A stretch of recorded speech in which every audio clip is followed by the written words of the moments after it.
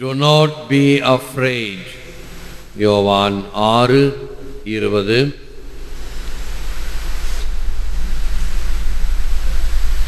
அஞ்சாதீர்கள், இது கிறிஸ்து வழங்கும் வாழ்வு தரும் நற்செய்தி. கிறிஸ்துவில் அன்பார்ந்த சகோதர சகோதரிகளே, அன்பார்ந்த தொலைக்காட்சி நேய விசுவாசிகளே, He says, I am here with you. I am always here with you, even when it is dark and you cannot see me.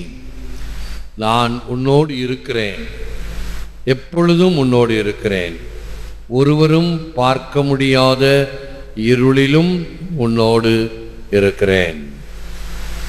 இறைவனுடைய பிரசன்னம் என்றும் நம்மோடு இருப்பதினால் நாம் அஞ்ச தேவையில்லை என்பதைத்தான் இன்றைய நற்செய்தி, நாம் பாடிய ஆராதனை பாடல் அதை எடுத்துரைக்கிறது.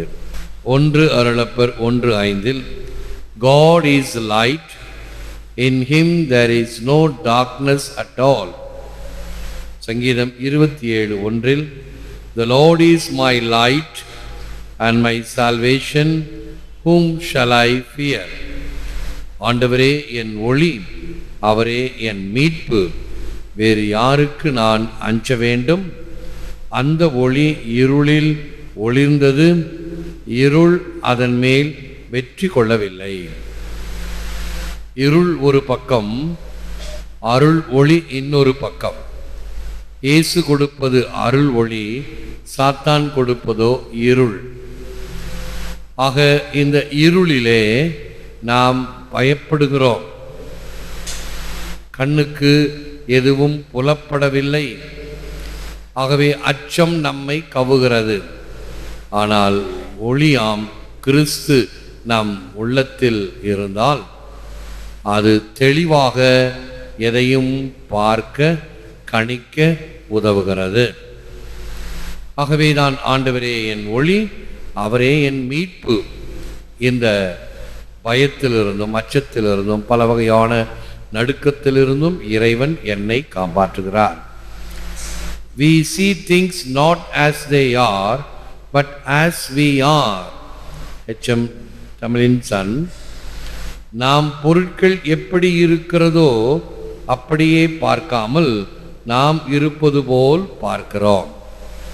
நல்ல உதாரணம், ஒரு வைக்கோல் வழியில் கிடந்தால் நமக்கு அச்ச உணர்வு இருப்பதினால் அது வைக்கோல் புல்லாக பார்க்காமல் அது ஏதோ பாம்போ என்ற ஒரு பயத்துடன் நோக்குகிறோம். நம்மில் இருக்கக்கூடிய பயம் அவ்வாறு பார்க்க வைக்கிறது. ஆனால் உண்மையில் அது ஒரு வைக்கோல் புல். ஆகவேதான் அரண்டவன் கண்ணுக்கு இருண்டதெல்லாம் பேய் என்பது எவ்வளவு உண்மை. பயந்து போனால் எங்கு பார்த்தாலும் அவனுக்கு அச்சம், பயம்.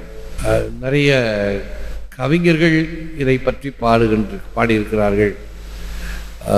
கல்யாண சுந்தரம் நினைக்கிறேன், ஒரு கவிஞர் வேப்ப மரத்து உச்சியிலே பேய் ஒன்று ஆடுகிறது என்று சொல்வதை கேட்டு நீ பயந்து விடாதே. இவர்கள் எல்லாம் மக்கள் நம்மை பயப்படுத்த சொல்லுகின்ற வார்த்தைகள்.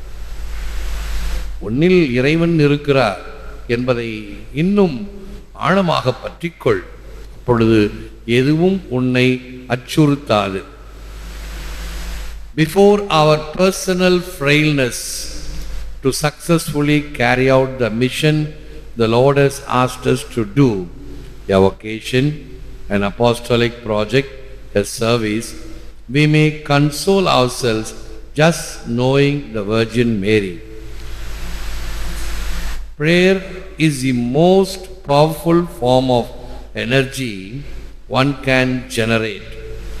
Prayer is a force as real as terrestrial gravity. It supplies us with a flow of sustaining power in our daily lives. எந்த ஒரு மனிதனும் உற்பத்தி செய்யும் சக்தியில் வலிமையானது பிரார்த்தனையே. நல்ல உதாரணம் எலக்ட்ரிசிட்டி, மின்சாரம். மின்சாரம் என்பது ஒரு எனர்ஜி.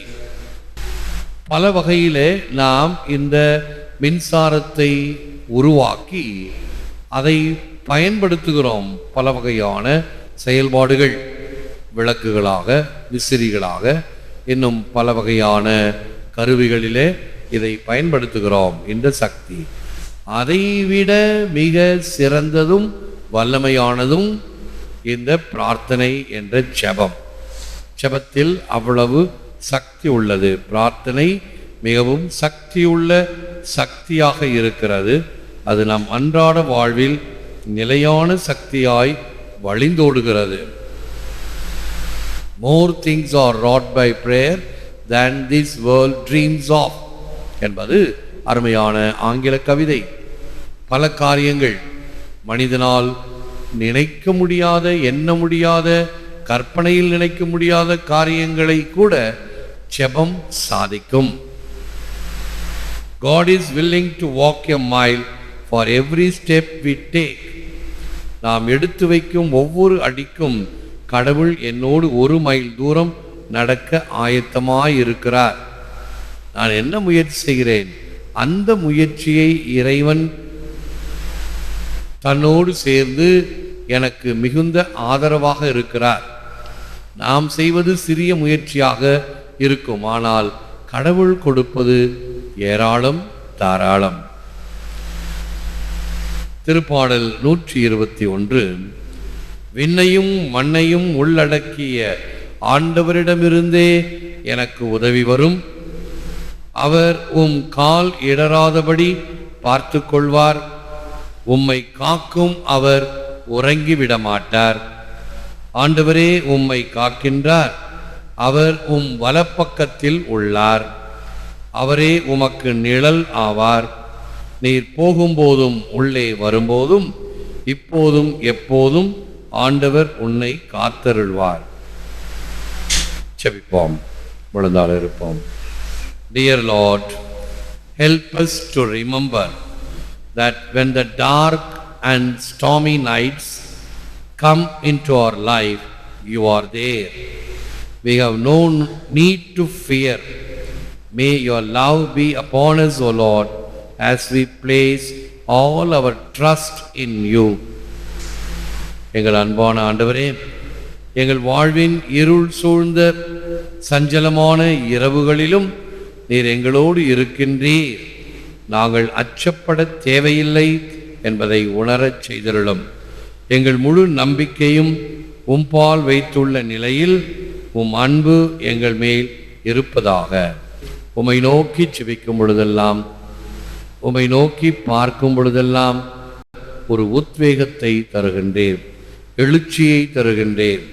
புத்துணர்வு கொண்டவர்களாய் ஒவ்வொரு நாளும் ஏறெடுக்க இந்த காலை வேளையிலே நாங்கள் இந்த திருப்பலி பீடத்திலிருந்து எங்களுக்கு புறப்பட்டு வரும் உம்முடைய அற்புத கதிர்வீச்சு எம்மை ஆட்கொள்வதாக. உமது அருள் ஒன்றே எமக்கு போதும். ஏற்று வரமருளும் இறைவா, காக்கும் கரங்களினால். ஆமென், ஆமென்.